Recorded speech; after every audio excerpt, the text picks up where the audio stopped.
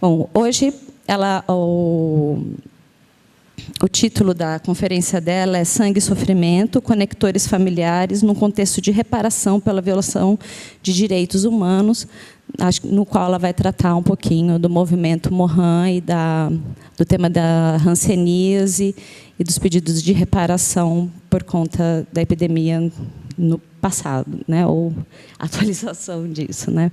Obrigada, Cláudia, por ter aceitado o convite, por estar aqui com a gente.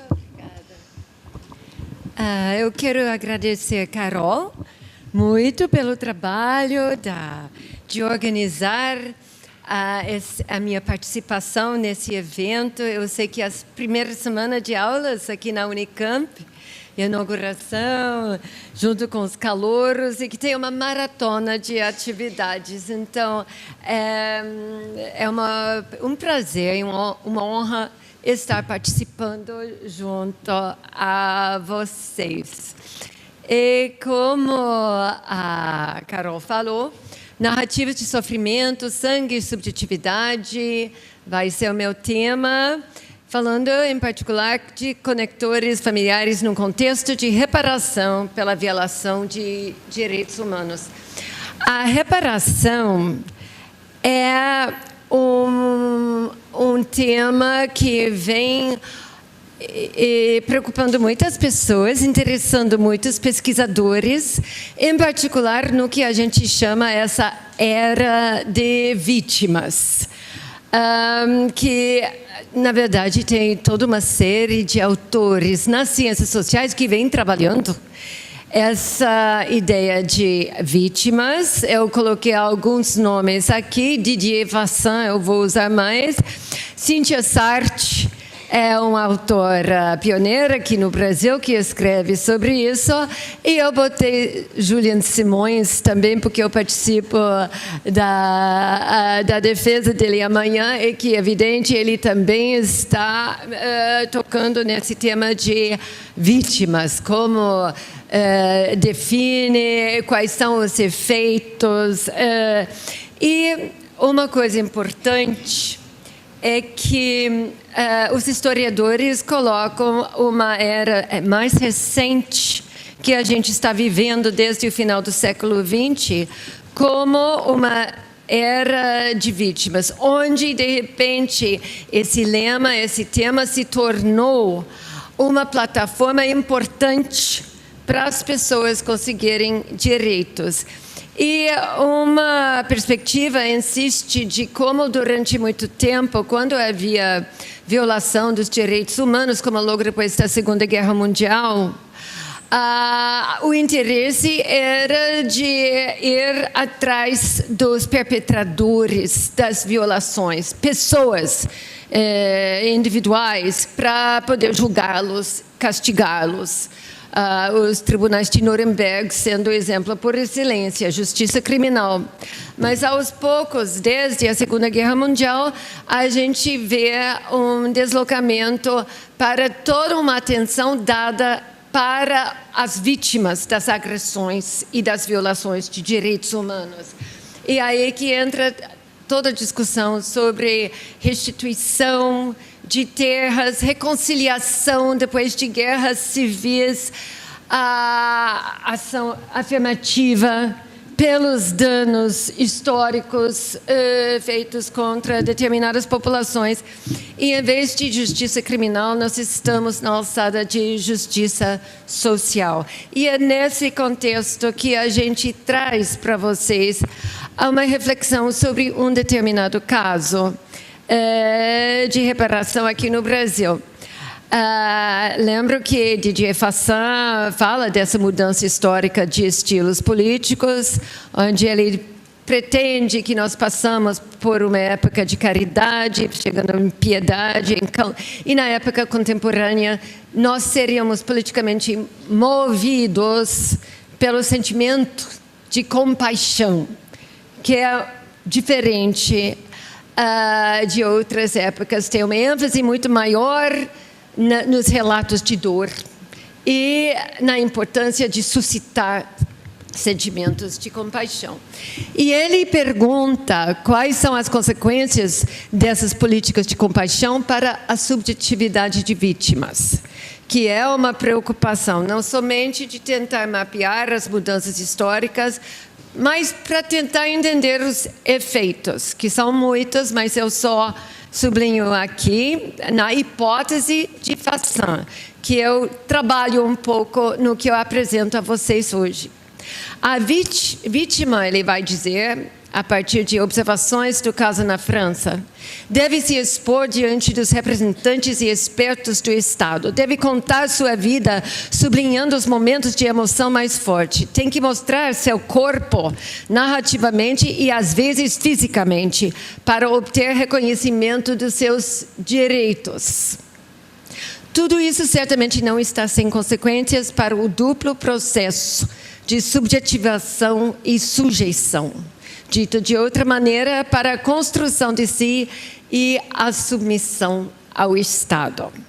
Então, de certa forma, eu fui muito instigada por essa perspectiva de Fassin, me perguntando, porque eu vou mostrar para vocês, eu me envolvi empiricamente num determinado caso aqui no Brasil, empiricamente e também afetivamente e politicamente me envolvi.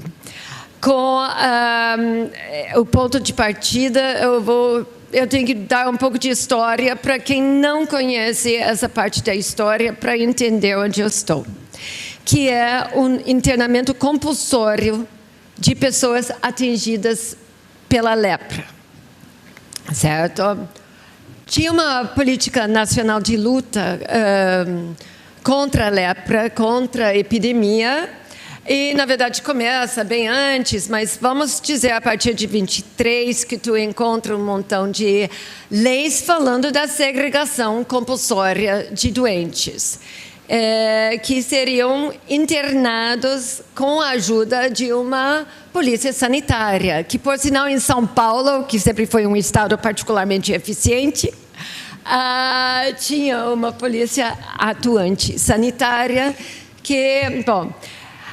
mas essa lei, como muitas leis, ficou meio inoperante durante algumas décadas e realmente a partir da década de 40, com a chegada de Getúlio Vargas, que a gente vai encontrar uma renovada dessa ideia de nós temos que combater a lepra no Brasil.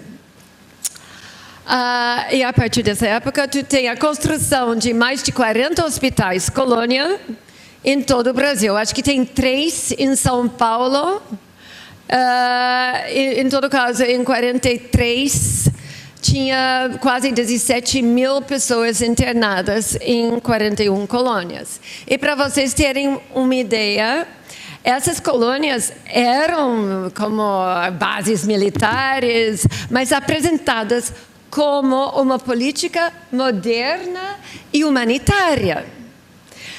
Assim, construída por um Estado benévolo, que compensava, tinha que compensar as famílias negligentes e abandonantes que não cuidavam direito das pessoas doentes. Então, toda a ideia das colônias, na época, era uma ideia vista pela saúde de então como extremamente progressista.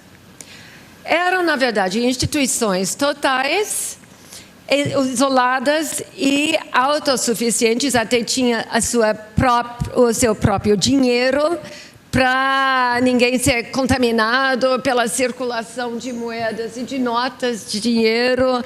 Tinha seus times de futebol, as pessoas podiam casar. Era realmente quase como pequenas aldeias interioranas, com uma exceção muito forte. Que na Lei 23, reiterada em 49, as pessoas não podiam ficar com seus filhos. Não podia ter criança sadia na colônia. Todo recém-nascido, filho de doente de lepra, será compulsória e imediatamente afastado da convivência dos pais. Os filhos de pais leprosos e todos os menores que convivam com leprosos serão assistidos em meio familiar adequado ou em preventórios especiais. Então, por um lado, tem internamento compulsório, teoricamente, dos doentes que podiam casar, podiam ter uma vida quase normal, só que quando nascia o filho, arrancava dos braços da parturiente e levavam para os orfanatos. Tem muita pesquisa muito bem feita sobre toda essa época da história. Em todo caso, criou toda uma categoria de pessoas que se chamam crianças separadas, filhos separados, que eram colocados em instituições modernas. Mais uma vez, essa ideia de nós estamos ajudando as pessoas, fazendo o melhor, e quase, claro que as fotos sempre mostram o lado completamente idealizado e ideal dessa história. Em 43 eram 2.500 crianças em 22 preventórios em 18 estados. Mas, na verdade, estima-se que no mínimo 30.000 crianças para cima sobreviveram esses preventórios. Então, estamos falando de uma categoria viva hoje de provavelmente 30.000 ou mais. Essas crianças ou iam para os orfanatos ou dos orfanatos, muitas vezes, as crianças saíam em adoção com ou sem a anuência dos pais. É que nem hoje tem campanhas muito fortes para promover a adoção, só que hoje é da parte dos juizados de infância. Naquela época, essa foto apareceu em Cruzeiro, a revista, mostrando em 45 essas lindas crianças, 5 ninhadas de crianças sadias, filhos de leprosos, só esperando uma adoção. Como eu disse, mas em geral sem a anuência dos pais, nem sequer o conhecimento. Bom, pulando para uma época mais recente, essa lei, essa existência das colônias como uma política pública de saúde, terminou formalmente em 76. Tinha uma série de leis que levaram até esse fechamento final, mas o que você faz com as pessoas que estão morando décadas nessas colônias? Certo? Mesmo as pessoas curadas, que se acostumaram àquele ambiente. Muitos deles permaneceram nas pequenas comunidades rurais, porque são sempre em lugares bem afastados, longe das populações urbanas contamináveis, e ficaram sem qualquer modo de sustento, sem emprego, sem terra para lavrar, que tinha na época das colônias, sem posse das casas. Isso na década de 70. A partir dos anos 80, nós vamos ter uma ressignificação radical dessa política sanitarista. O que tinha sido visto como uma política moderna e humanitária, de repente, é apelidado o Holocausto Brasileiro. Os ex-internos vão ser chamados vítimas de violência estatal. E os filhos separados são transformados em órfãos de pais vivos. Então, toda uma questão de violação de direitos fundamentais de ir e vir. Uma ressignificação radical, que é muito interessante estudar toda a história disso, mas eu trago só uma pequena parte, certo? O que aconteceu? Em primeiro lugar, eu acho fundamental a importância dos movimentos sociais no Brasil, especialmente a partir da década de 80, que nós vamos ver. O movimento se chama, só um pouquinho, o Movimento pela Reintegração dos Atingidos pela Hanseníase. A hanseníase, como vocês sabem, é o novo nome que não se fala mais em lepra no Brasil desde a década de 70. Nessa época, 81, estamos vivendo no Brasil a redemocratização do país. E as lideranças nessa época eram todos ex-internos. Todos tinham sido vítimas da doença. Então, eles, não dá para ver tão bem nessa foto, mas eles sofriam muito de sinais visíveis da doença. Tinha muitos intelectuais orgânicos, autodidatas, que tinham crescido nas colônias, mas que aproveitaram também oportunidades de educação e de atividade coletiva. Então, tinha um núcleo possível de um movimento social forte. E eles se aliaram na redemocratização com pessoas da teologia da libertação, com o movimento dos portadores de deficiência, nessa época, os primeiros anos, como o MST e como o Partido dos Trabalhadores, também quando veio a existir. Então, é interessante como se insere em todo um contexto. Esse movimento mantém, pelos anos, uma plataforma política bastante coerente. Em primeiro lugar, tratamento e prevenção da doença no Brasil.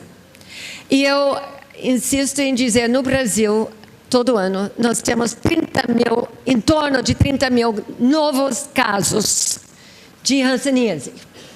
O Brasil tem a maior taxa de prevalência no mundo, hoje, de hanseníase.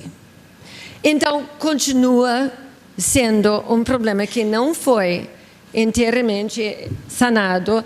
E os governos, através das décadas, têm se apoiado bastante no próprio movimento social para esse trabalho de sensibilização e divulgação da campanha para tratamento e prevenção. Também tem uma campanha constante de luta contra estigma e discriminação da doença, que inclui todas as ideias que as pessoas consideram errôneas sobre contágio, sobre a facilidade, que sentar ao lado na cadeira de uma pessoa que teve hanseníase 5 anos atrás apresenta algum perigo? Não. Mas toda a discriminação a partir das lesões, da aparência das pessoas, continua, inclusive em lei. Tem estados que não admitem soldados recrutos novos no exército quando vem de uma família com caso de hanseníase. Parece inacreditável, mas até pelo menos 2, 3 anos atrás continuava sendo o caso.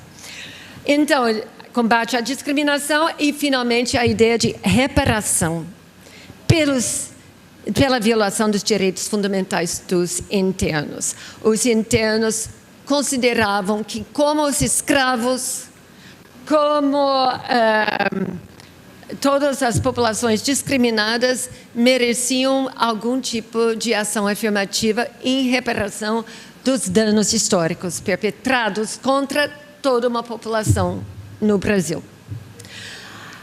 Para alcançar a reparação, não só nós temos o movimento social, nós também temos um montão de universitários, historiadores, antropólogos. A USP tem teses lindas, não sei se na Unicamp tem, sobre esse tema, que começa a rever toda a história, inclusive, da ciência e da medicina. Eu trago aqui o trabalho de Veena Das, que é muito conhecida aos antropólogos, que é uma indiana, da Índia, que também toca perifericamente na lepra no país dela. E ela vai contar como não foi evidência científica disponível na época, e eu estou falando do final do século XIX. Não foi evidência científica, e sim noções de estigma que informaram a política colonial. O Estado acabou desempenhando um papel central na produção de pessoas estigmatizadas. Essa ideia de fechar dentro de colônias, a segregação total, finalmente resolveram antiproducente não alcançava o objetivo de conter a doença e, pelo contrário, criava comunidades completamente fora da vida social. Desde 1946, em termos de medicina, no cenário internacional, existe uma recomendação dos congressos internacionais de lepra contra a segregação dos pacientes de hanseníase. Mas demorou mais de 3 décadas para ser efetivada essa recomendação no Brasil. Então, recém construímos 41 colônias, ou 40 e poucas colônias no Brasil. O que nós vamos fazer agora que a política mundial diz que é ineficaz e desnecessária? Vamos ignorar. E continuar na linha que é absolutamente imprescindível fechar as pessoas compulsoriamente nas colônias. E também os historiadores, junto com o movimento social, vão começar a fazer história oral e também nos documentos para mostrar que as condições de algumas colônias se assemelhavam a prisões sem liberdade de ir e vir, ou em certas situações de carência, realmente a campos de concentração, certo? Isso varia muito do lugar no Brasil onde eu estava, mas em todo caso, como eu digo, os fatos históricos estão sendo revistos. E não sei o que eu fiz. Tá. Os fatos revistos. E também eu quero insistir que tiveram que esperar não somente todas essas alianças, inclusive pesquisadores universitários, o movimento social, um momento histórico propício. E aí eu estou voltando à ideia da lógica humanitária, da era de vítimas, de que Didier Fassin fala, onde, inclusive junto com a ideia dos direitos humanos em alta no cenário internacional.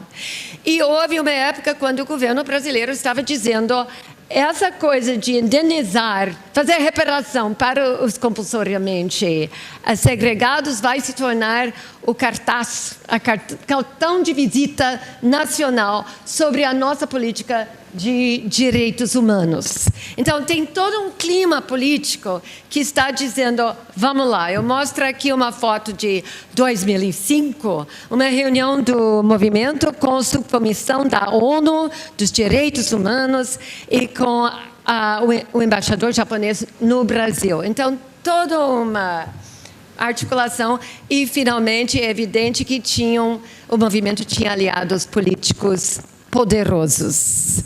E vocês veem aqui na foto um dos grandes ativistas, Pirelli, que já faleceu, junto com Lula. E talvez não dê para ver, mas o Pirelli não tem os dedos da mão. Então, o próprio fato que Lula pega na mão dele é uma coisa extraordinária para o movimento e para a propaganda. E, como eu falei desde o início, o Partido dos Trabalhadores e Lula em particular, porque tem uma aproximação histórica, inclusive geográfica, Santo André, em São Paulo, etc., para o movimento, fez questão de levar adiante essa ideia de reparação, de forma que, em 2007, os ex-internos conquistam um pedido oficial de desculpas.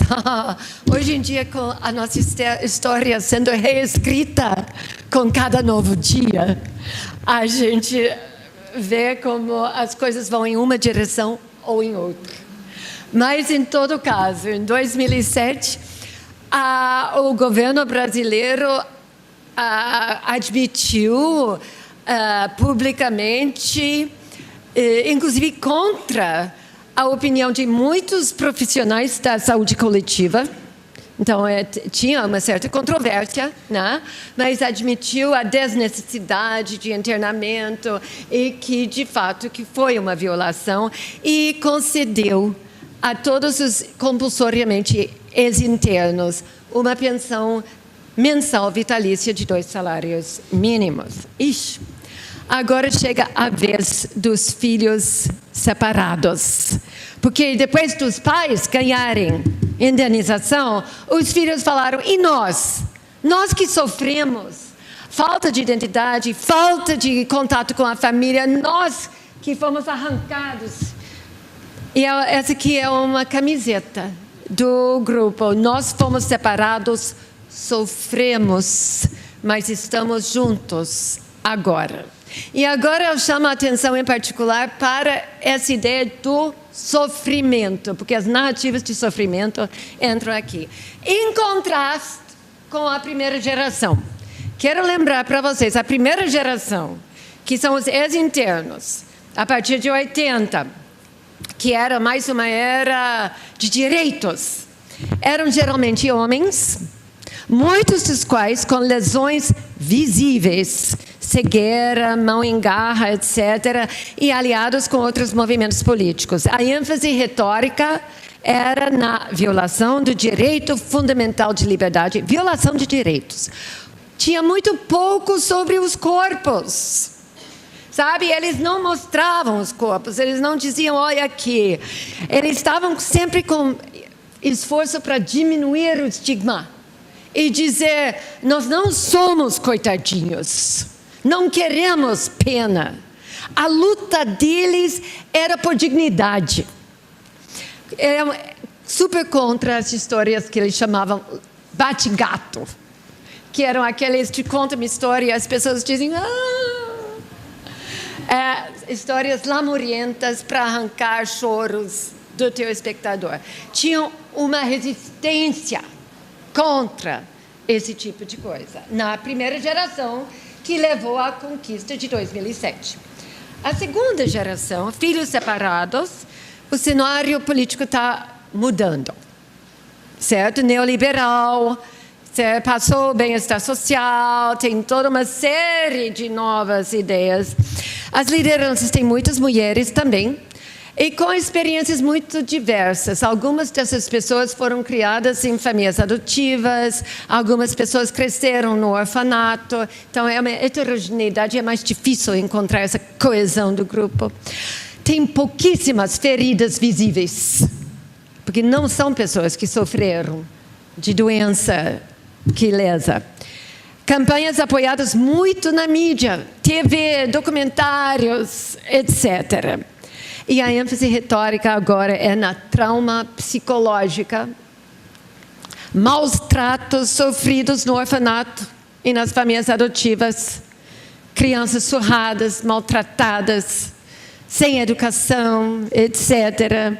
E também o afastamento da criança dos pais, entre aspas, naturais. Então, tem nesse caderno do movimento que eles têm, chamado Filhos Separados, que saiu, eu acho, em 2012, a segunda geração, os subtítulos dos artigos é depressão, angústia, revolta. Os subtítulos dos depoimentos, é só uma coleção de depoimentos das pessoas. É tudo ligado a esse sofrimento, trauma psicológico. Então, estão vendo como mudou um pouco o estilo de combate político de uma geração para outra. Mas tem muitos fatores que entram lá. Quais são os efeitos desse resgate agora do sofrimento? Como que a memória e a identidade familiar são reconfiguradas no processo de busca por reparação? E quais as tecnologias usadas para definir quem tem direito à reparação por ser filho? São perguntas que foram me colocadas pelo próprio movimento, que adora voluntários, que é super aberto à colaboração. É um dos motivos que... Bom, é aí que eu chego finalmente ao mote bem mais diretamente, além dos relatos de sofrimento, para sangue, subjetividade e conectores familiares. A ideia é como que tu sabe quem é um filho? Como que tu comprova quem é um filho separado? Porque, como eu disse, eles ficaram esparramados. Às vezes ficaram no interior com uma tia ou com um pai, mas sem poder visitar a mãe, sem poder ter nenhum contato. Às vezes foram para o orfanato. E, bom, como que você faz? Em primeiro lugar, você vai dizer, não, mas tem carteira de identidade que identifica os pais. Vocês sabem como que foi 50 anos atrás, a questão da burocracia no Brasil. População rural, largamente analfabeta, com os partos em casa, sistema cartorial completamente desconexo, não havia nenhuma articulação entre os estados, e certidões de nascimento ausentes, com lacunas e erros, e muitas vezes, entre aspas, fraudados, porque a coisa mais comum era quem cuidava da criança na hora que precisava de uma certidão, tu vai lá e diz, é meu filho. E ninguém fazia perguntas. É aquela coisa da adoção à brasileira. Então, como que tu faz isso entrar numa lei, uma busca de reparação oficial legal para filhos de compulsoriamente internados? E conectores familiares 2, memória. O que eu quero dizer é óbvio que também todas essas jovens e a própria comunidade têm relatos para contar. Eu sei quem é meu pai, mas não consta aqui no meu... Eu tenho memória, eu posso dar um depoimento, eu tenho vizinhos que podem testemunhar. Mas, nessas testemunhas, o que é muito interessante é que a gente vai, etnograficamente, descobrindo que família vai muito além de sangue, como todos nós sabemos. Então, os conectores são aqueles de experiências em comum, especialmente das pessoas que moravam nos orfanatos, que me diziam, irmão, eu nem sei dos meus irmãos de sangue, irmão é quem apanhou das freiras junto comigo, quer dizer, ou no orfanato, junto, quem sofreu junto comigo. Dia de visita, não importava quem vinha da colônia, dos doentes, para nos visitar, porque, na verdade, a maioria não podia vir, não, por não assustar as crianças ou por ainda ser considerada contagiosa. Quem vinha nos visitar era pai e mãe de todos nós. Então, é uma outra noção de família. Quem vinha visitar tinha, por ofício, de ver, se informar, trocar, tá bom, com a todas. Ou também tu tem muito dos relatos da nova geração, nunca soube o que é carinho de mãe, porque não me deixaram ficar com minha mãe. Quem me criou foi dona fulana, a mãe de criação, etc. Então, todos esses relatos falam de família, mas das formas mais variadas. Mas, finalmente, nada disso satisfaz muito a administração pública na hora de ter que resolver quem tem direito. Alguém vem me dizer que é filho, eu vou aceitar isso, mais um para indenizar. Tudo isso é em preparação de um futuro onde haveria uma lei de reparação. Então, o que é muito interessante, que claro, hoje em dia, quem é o experto de conexões familiares? Geneticista. Vamos fazer um teste de DNA para ver se essas crianças são realmente filhos. E na minha universidade, URGS, tem uma voluntária, Lavínia Schuller, que tem trabalhado desde décadas com Mohan, que bolou um esquema para testar os filhos perdidos, se chama Projeto Reencontro, para identificar as pessoas e reunir as famílias. E ela faz isso em particular, porque a maior parte da geração mais velha já morreu, mas o que acontece, em geral, tem um filho, digamos de 10, que talvez o último, que tem uma identidade correta na certidão de nascimento e na carteira. Então, basta mostrar que essa pessoa é irmão de todos esses outros que não têm registro, para incluir os não registrados, entendeu? Então, é um teste feito entre irmãos, inclusive com toda a ideia que nós vamos juntar as famílias fragmentadas e afastadas pela violência da lei. Agora, o que a gente diz, o DNA constata parentesco, mas também ignora laços de parentesco. É isso que eu quero insistir. Será que o DNA é infalível? Será que é a palavra última? Quem é que fica fora? Muita gente fica fora da ideia de reparação. Por exemplo, todas as crianças que foram criadas e que já estavam numa família, sendo criada por uma mãe ou pai de criação, que era muito comum. Quando essa pai ou mãe de criação foi internada pela doença de Hanseníase, e o próprio filho adotivo foi separado. Ele tem qualquer coisa para comprovar a adoção? Não tem. O DNA resolve isso? Não resolve. E tem uma série de outras situações que realmente o DNA não responde. E, ao mesmo tempo, eu acho muito interessante, porque o próprio DNA cria parentes também.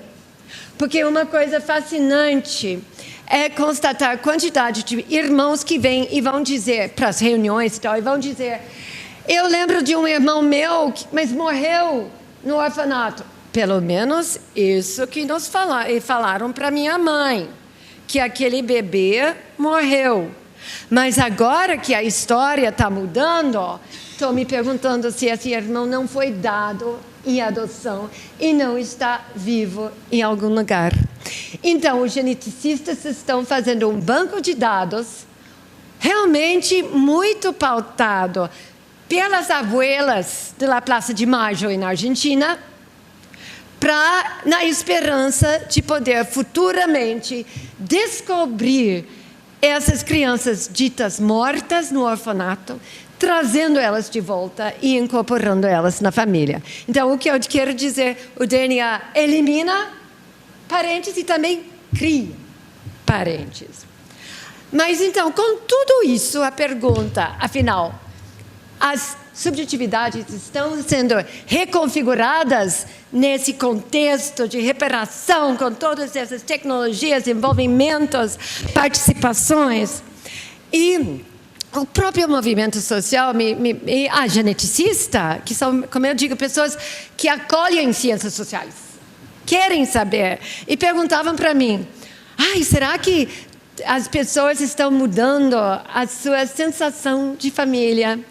E, por exemplo, a amargura de dizer: eu fui abandonado pelos meus irmãos e pelos meus pais. Às vezes são as crianças deixadas no orfanato, às vezes são as próprias crianças que adoeceram. Será que eles estão perdoando e perdendo um pouco dessa mágoa? As famílias estão se rejuntando, se descobrindo, vivendo felizes para sempre, formando novas socialidades. Então, é o tipo de pergunta que, claro, eu como antropólogo dizia: bom, mas deve ser muito variável. E com isso, eu quero dizer que, de certa forma, as perguntas e toda a situação não destoa, muito pelo contrário, reforça uma determinada perspectiva na antropologia hoje sobre o que é parentesco. Que vocês todos, qualquer um que já estudou, conhecem o trabalho de Janet Karsten. E um dos livros mais recentes, Ghosts of Memory, vai falar de parentesco e definir da seguinte maneira: parentesco é o resultado de memórias interagindo com eventos políticos em larga escala e com estruturas coletivas institucionalizadas. Vocês estão entendendo? É perfeito, venha calhar essa definição para mim, porque, na verdade, o parentesco não é dado para uma vez para sempre, certo? É uma relação entre uma variedade de elementos, um tipo particular de socialidade em que se tornam possíveis certas formas de temporalidade, esse parentesco, de memória e de disposições em relação ao passado, o presente e o futuro. É uma coisa muito bonita também, porque fala do futuro em termos da identidade familiar, para onde estamos indo, etc. E eu quero insistir, o laço familiar, portanto, para nós, é o resultado, e mesmo a identidade e a subjetividade de diversos conectores emaranhados. Os conectores que eu chamo os documentos, o que diz na minha carteira de identidade: eu sou filho de fulano. Isso imprime alguma coisa na tua subjetividade. Mas, de repente, você descobre que não é bem assim. Ou que está errado, fraudado, danificado, perdido, refeito. Quantas pessoas a gente encontrou diversas carteiras de identidade com nomes só um pouco diferentes e com filiação outras. Memórias que, como vocês sabem, se perdem, se modificam, são ativados, desativados. E o próprio DNA, como eu disse, reescreve passado e futuro. Mas aqui que eu termino. Eu quero voltar para essa ideia de relatos de sofrimento, sangue e subjetividade em contexto. Quando eu li no início aquela citação de Didier Fassin, onde ele está preocupado com, de certa forma, a reconfiguração da subjetividade daquelas pessoas na França que têm que expor seu sofrimento para o Estado e tal. Na verdade, ele está falando de outro contexto nacional e também ele está se baseando muito em cartas que as pessoas escrevem individualmente. E a partir disso ele vai dizer, será que todo esse sofrimento não está despolitizando as nossas causas e tal? E eu gostaria de insistir que no Brasil, a partir de um movimento como essa, que eu descrevo aqui, não foi individualizado. Esse sofrimento não é uma questão idealizada, se torna um instrumento para mobilização coletiva. E o que eu acho importante, que eu estou trabalhando um pouco mais a partir realmente de uma aproximação etnográfica, é a ideia que as subjetividades, elas são dinâmicas, que nem a sensação de família. Uma subjetividade não é o sujeito que se encontrou finalmente.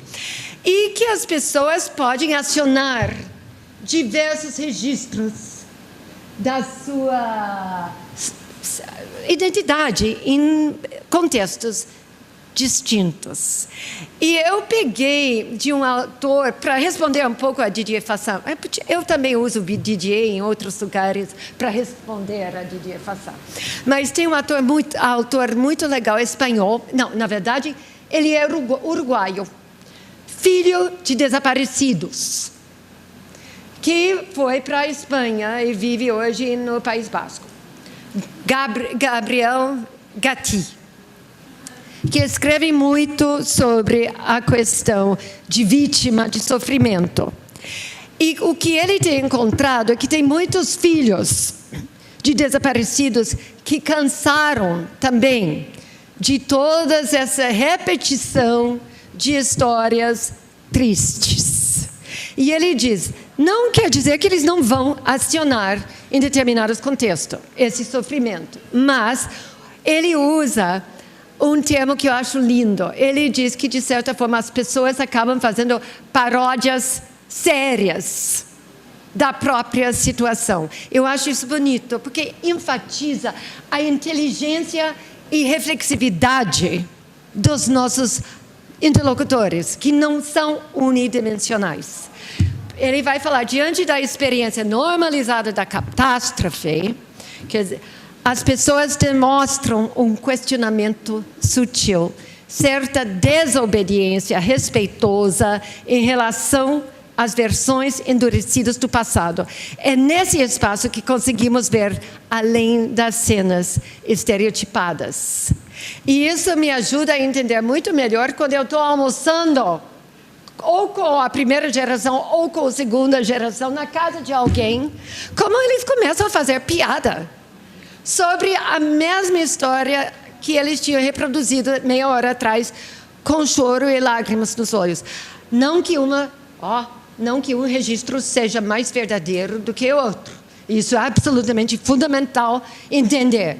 A gente não está tentando falar de qualquer falsidade, mas que as pessoas são múltiplas, tem essa maneira também de pensar, se questionar.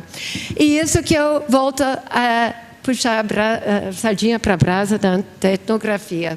Eu acho que é na etnografia, não só das audiências públicas, onde a gente fica no início, onde a gente fica nas campanhas, nos documentários, nos lugares oficiais. Mas quando tu começa a conviver com as pessoas, a etnografia revela pessoas complexas, ambíguas, capazes de avaliar a ironia da situação e jogar com diversas estratégias de identidade, de vínculo familiar e de relações com o Estado. É por isso que quando eles me perguntam, Cláudia, houve uma reconfiguração? Eu vou dizer, óbvio que houve. Está acontecendo constantemente uma reconfiguração das identidades e das sensações das pessoas. E o contexto atual é um elemento fundamental, mas não é uma transformação total de uma situação que antes era X se tornou Y. É uma situação dinâmica e eu só queria dizer, para os imprescindíveis detalhes etnográficos, que eu não trouxe quase nenhum aqui, porque não tem tempo, já falei demais.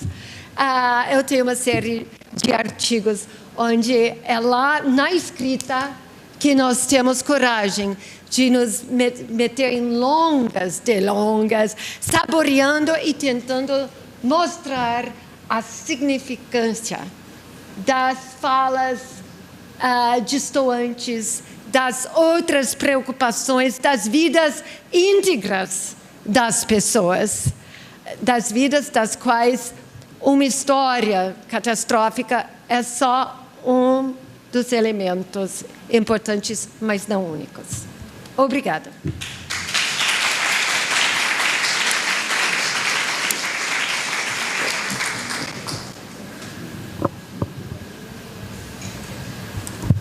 Obrigadíssima, Cláudia, foi maravilhoso. Eu tenho 1 bilhão de questões, mas eu vou abrir 5 minutos para a plateia. Alguém sabe me dizer o time do outro evento? Se já tem gente ali, se tem alguém da organização, se já querem invadir o auditório, como é que é? Ninguém sabe? Tá, ok. Bom, então eu vou abrir para questões. Eu acho que isso aqui sai. É importante que vocês falem no microfone, porque isso aqui está gravando. Então, alguém tem questões?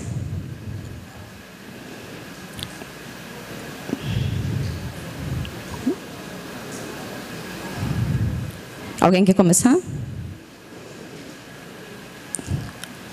Bom, então tudo bem, eu posso começar. Cláudia, eu fiquei pensando, uma curiosidade, tinha algum tipo de moeda ou de dinheiro que circulava nos hospitais colônias? Porque como eles faziam essa troca entre... Como que chegava comida? Eles plantavam coisas? Tinha... O mínimo possível, segregação total. Eu mostrei as moedas, faz parte dos museus hoje. As moedas e notas de dinheiro nas colônias. A ideia era não vazar nada. E que os próprios internos tinham que cultivar o chão, tinham que fazer as roupas. Eles cuidavam uns dos outros, porque o pessoal médico, havia poucos que queriam entrar na colônia para fazer esse trabalho. E até hoje, gente, eu vou lhes dizer uma coisa, tem muito pessoal médico no interior que não quer chegar perto de pacientes com a hanseníase. Então, a ideia era, na verdade, era essa ideia de afastar completamente de tudo. E tem 1000 histórias nos lugares diversos sobre leite, como que faziam, etc. Mas, mesmo se na prática não conseguiam realizar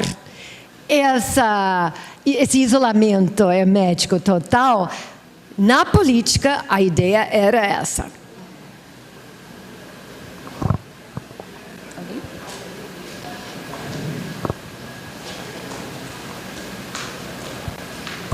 Obrigado, licença. Meu nome é Pedro, eu sou aluno da USP, da Antropologia.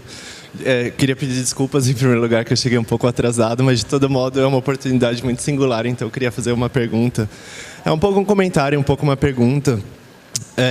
Na descrição sobre as gerações do movimento, tem um rebatimento fortíssimo no movimento de pessoas com deficiência, né? Na verdade, tem um diálogo, um imbricamento muito forte, não sei se você falava sobre isso antes.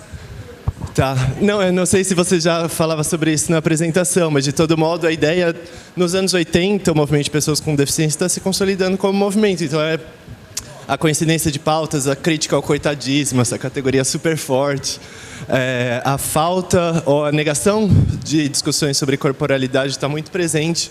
Mas aí eu fiquei pensando depois disso, a partir dos anos 2000, né, sobre essas lógicas de reivindicação em função do DNA, especialmente. Porque reivindicar algo em termos de trauma ou em termos de genética são diferentes compreensões de direito também, né? São diferentes compreensões e articulações do movimento social. Daí a gente tem uma encruzilhada interessante também em relação à deficiência, porque por um lado, argumento da desigualdade, ou, enfim, do trauma histórico, da desigualdade de oportunidades, e, por outro lado, o argumento da genética, que daí os grupos de militância por doenças raras, por exemplo, se organizam mais por aí, pela coincidência genética. A genética é uma moeda, entende? Então, são duas lógicas de reivindicação de direitos que são mais ou menos paralelas, mas também estão muito embrincadas, né? Enfim, era mais um comentário, mas eu queria agradecer muito. Alguém te...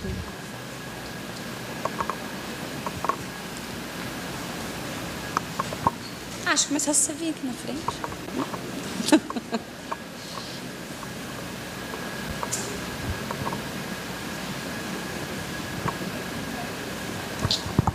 Boa noite, professora. Eu queria compartilhar uma experiência que eu tive nesse sentido e também aproveitar para, a partir disso, perguntar para a senhora um pouco mais sobre esses meandros, digamos assim, da pesquisa etnográfica, de como que a gente lida com essas informações e com esses contatos que a gente tem em campo, né?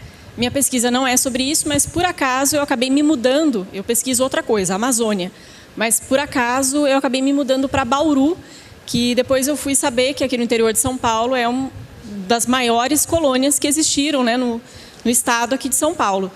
E eu tive a oportunidade de ir no lugar onde eles vivem ainda, né? Que hoje o hospital que era essa colônia e esse hospital, ele foi transformado hoje em um hospital aberto para toda a comunidade.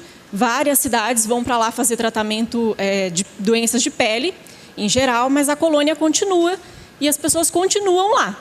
Muitas pessoas, aliás. Não sei dizer assim quantas famílias, mas eles moram, os ex-pacientes e filhos, enfim, bastante gente. E é impressionante como esses direitos eles continuam sendo violados. Porque eu acho que era o mês de dezembro, já tinha começado o mês de dezembro, eles tinham acabado de receber eu não sei dizer o termo técnico do documento, mas é como se fosse uma decisão para que eles saíssem das suas casas. E, assim, primeiramente, eles tinham que os filhos tinham que sair. Os filhos não poderiam ficar. Os filhos tinham que sair até o dia 21 de dezembro. Ou seja, dias antes do Natal, inclusive, né? Acho que isso diz muitas coisas. Então, os filhos tinham que sair de qualquer forma, porque a informação que eles me passaram lá, fui fazer outras coisas e eles acabaram me contando isso, né? Alguns pacientes. Que o governo do estado de São Paulo tem o interesse de construir um hospital gigantesco nessa área. Por isso, a antiga colônia vai ser destruída e eles tinham que sair de lá, né? Então, assim, são muitas histórias, são muitas coisas. E aí eu queria que a senhora comentasse um pouquinho mais esses bastidores dessa pesquisa etnográfica, de quando a gente lida com temas que mobilizam os sentimentos mais profundos que a gente tem, né? Minha pesquisa não é essa, mas acho que tudo que a senhora possa dizer nesse sentido, acho que vai ajudar muita gente aqui, porque a gente acaba trabalhando com isso, com coisas que mobilizam, né, a gente profundamente. E aí, como fazer isso? Eu fiquei pensando nesse termo aqui das paródias sérias, e eu acabei encontrando um pouquinho isso também na minha pesquisa. Eu trabalho com outros relatos, né, pessoas que foram morar na Amazônia com a promessa de que ganhariam terras e de que ficariam, pelo menos teriam uma vida digna, né, e foram abandonadas porque o governo simplesmente não olhou para ninguém. E hoje em dia o que impera é o desmatamento ilegal como saída de vida. E eu escuto muitas coisas nesse sentido até. Então, eu fiquei curiosa nisso, nessa questão das paródias sérias. Obrigada. Se der tempo ainda, Cláudia, eu vou fazer uma pergunta para você. A gente vê assim, professores que já estão num estágio da carreira, né, mais perto de onde você está, e geralmente fazem trabalhos mais teóricos, revisitam outros trabalhos etnográficos, né? E eu queria te perguntar, assim, que eu acho que tem bastante estudantes na sala, como eu, ou que estão no começo de carreira, como você chegou nesse tema e por que ir para campo a essa altura do campeonato?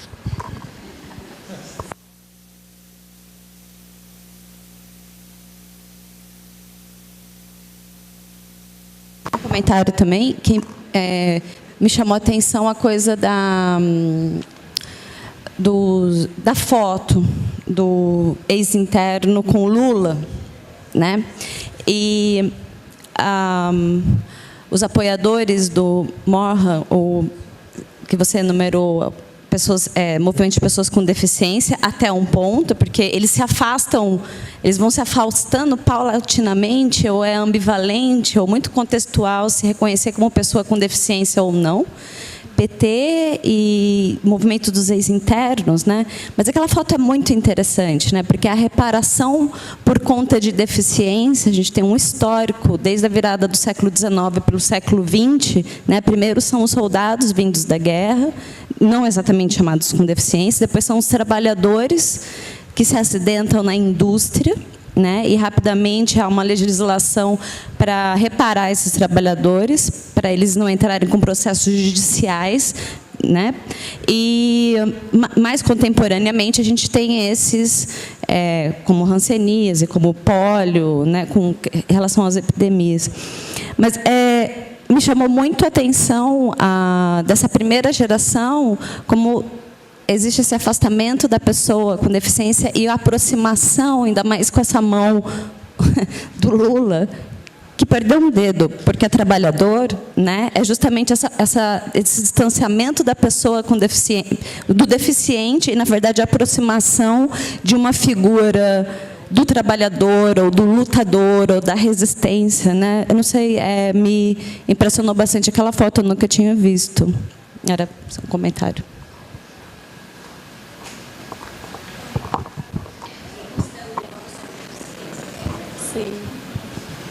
Cláudia, você fez um comentário muito breve em relação, né, se a gente considerar o papel preponderante que os estudos de genética e os geneticistas têm, se a gente considerar o papel preponderante que os estudos de genética e os geneticistas têm para a construção ou apagamento dessas memórias, para a construção ou apagamento de laços de parentesco, você fez um comentário muito breve falando sobre o interesse deles no que nós estamos dizendo, né?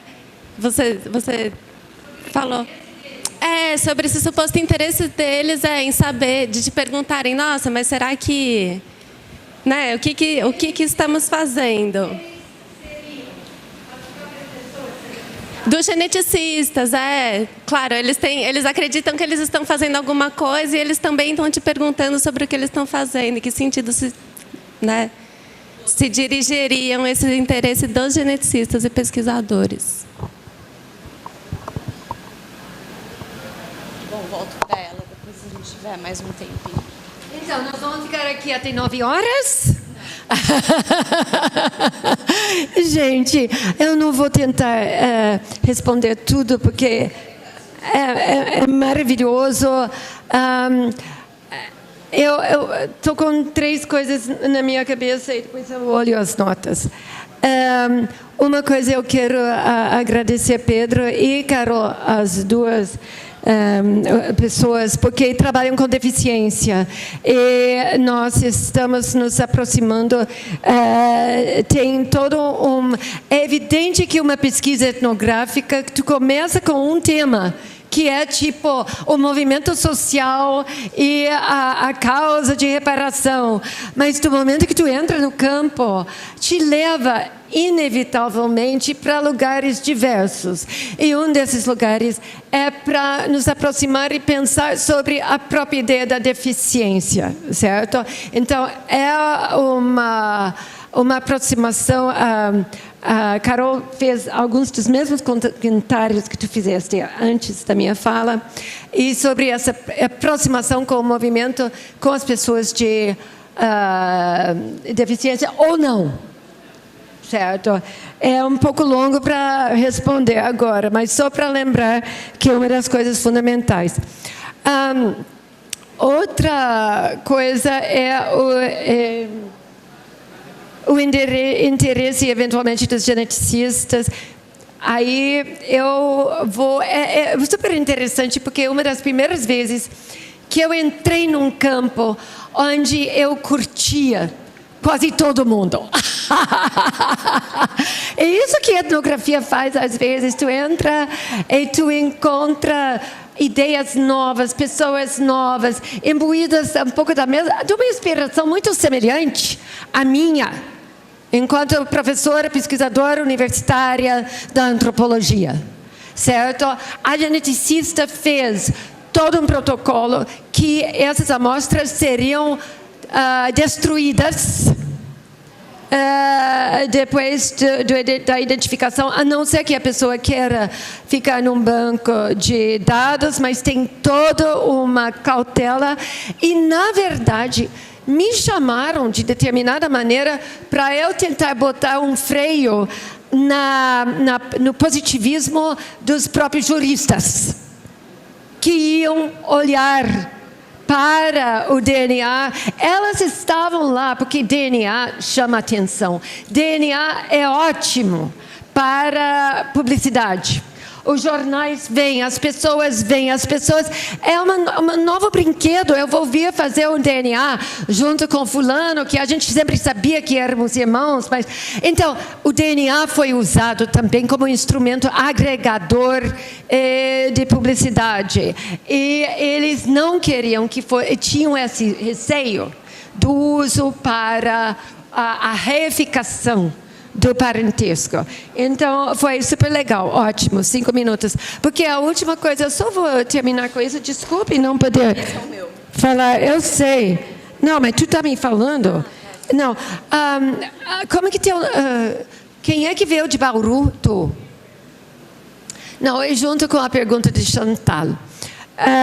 Porque tu estava perguntando sobre abordagem etnográfica e todo o resto. Eu só quero, mais uma vez, sublinhar o interesse de um movimento social bem-sucedido em diversos lugares. Eu ia dizer, muitas das colônias conseguiram, trabalhando com o Ministério Público do Estado e tal, legalizar a posse das casas. Isso já aconteceu, mas eles estão numa rede tentando socializar esses conhecimentos, que eu acho uma coisa fundamental também hoje. Eu sou entre parênteses também, eu também estou tentando lidar hoje com regime de tratamento e toda a noção de cura, de recidiva, etc., junto com os próprios trabalhadores de saúde, que é outro caminho para onde a pesquisa nos leva. Mas eu não entrei em nada disso hoje. Mas eu quero voltar justamente às perguntas sobre etnografia e a abordagem. Por que a gente faz etnografia? Porque eu entrei na antropologia por causa da etnografia. Quer dizer, se eu perco isso, eu perco o motivo para estar aqui. Por que a etnografia faz sentido? Porque, para mim, lidar com a realidade do nosso mundo, as realidades, as ontologias múltiplas do nosso mundo, é uma coisa tão fascinante e constantemente surpreendente que jamais poderia ficar com protocolos e manuais e só as leis, entendeu? Para tentar interagir e saber onde me situar como cidadã nesse contexto.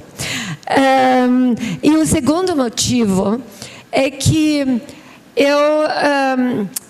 o contato que a gente tem no campo com perspectivas e com conhecimentos totalmente diferentes dos meus são uma joia que não podemos deixar perder. E eu não estou falando só de, dar voz às pessoas. Não é isso, porque muitas vezes as pessoas me ensinam como dar voz a determinadas causas. Muitas vezes as pessoas sabem melhor do que eu como se colocar no cenário público, etc. Mas também eles têm perspectivas a partir de uma experiência de vida que eu nunca terei, que me ensinam tanto, não é? Quer dizer, como que a gente pode abrir mão disso. Então, a pesquisa de campo, eu vou assumir que com 71 anos eu não consigo fazer a pesquisa de campo que vocês estão fazendo no doutorado, e que eu tenho inveja total. Mas eu tenho que... Alcira Ramos escreve sobre isso em algum lugar, como a gente faz pesquisa jato, sabe, e tal. Mas é como beber na fonte, é como passar a acreditar de novo numa coisa que faça sentido, numa atuação em determinadas alianças, em determinados processos nos quais eu já estou envolvida como professora de novas gerações. Então, quer dizer, pesquisa de campo, acaba de sair o livro sobre método aqui pela Unicamp, e tem décadas para falar sobre isso, mas eu agradeço a oportunidade a recolocar isso, e justamente a minha inquietação vindo para falar para vocês hoje, porque eu falei para a Nadejda, eu disse, eu vou falar de pano de fundo o tempo todo, eu vou estar respondendo a determinadas leis, a determinadas reivindicações políticas, a determinados momentos públicos, e eu não vou ter tempo para realmente trazer o filé mignon da pesquisa que me ajudou a elaborar essa fala do jeito que eu elaborei, que é a etnografia no dia a dia com essas pessoas, onde justamente a ideia, eu não me reduzo à minha doença, e nunca me reduzi a isso, certo? Eu adoro, um dos meus interlocutores da primeira geração disse, bom, você fala com a Carolina, eu fui visitar uma ex-gripada. Por que eu vou rotular ela como ex-gripada? Porque as pessoas falam dos ex-internos como o ex-hanseniano, certo? Quer dizer, a pessoa passa a ser caracterizada como isso para o resto da vida. E, na verdade, muitas vezes, o reconhecimento da pessoa não é só dos direitos violados, é da pessoa enquanto pessoa, que se envolve em muitas coisas. A Carol, que trabalha com sexualidade, que trabalha com problemas de desemprego, que problemas de que eu faço com meu filho adolescente que está tomando drogas. E se a gente não passa a pensar o problema que nós elegemos em função dessa totalidade da pessoa que vive 24 horas por dia e não só aqueles minutos que a gente quer registrar para nosso objeto de pesquisa, eu acho que estamos chegando perto daquele espírito da etnografia que nos abre para outras vistas e que nos dá esperança, eventualmente, de fazer alianças e colaborar para mudanças efetivas. Termino com... Eu sempre, quando eu estou sendo optimista, eu penso no momento em que vivemos. Obrigada, Cláudia. Arrasou muito.